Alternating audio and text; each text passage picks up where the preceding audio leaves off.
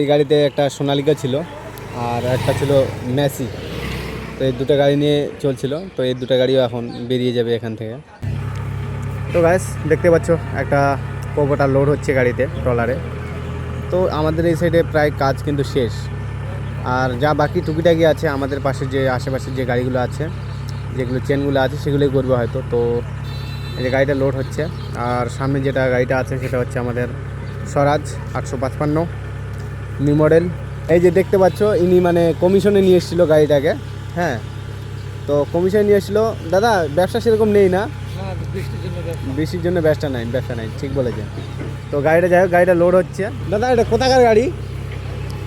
হ্যাঁ, হবিপুর কোথায় এটা? মানে তোমাদের পাকুয়ার আগে গাড়ি চলে যাচ্ছে তো বাড়িতে, না কাজ নেই না, কি বলবো।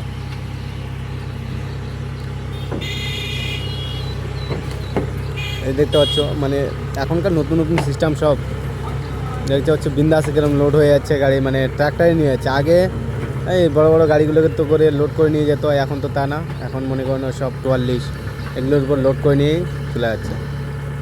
তো ফাইনালি এটা কিন্তু লোড হয়ে গেল, আর ওরা এখনই হয়তো রান্না দিয়ে দিবে। দেখতে পাচ্ছ ফাইনালি কিন্তু গাড়িটা ছেড়ে দিল। তো রাস্তা পথে অনেক দুর্ঘটনা হচ্ছে, তো আশা করি ভালোভাবে পৌঁছে যাবে। তো thank you watching my video guys.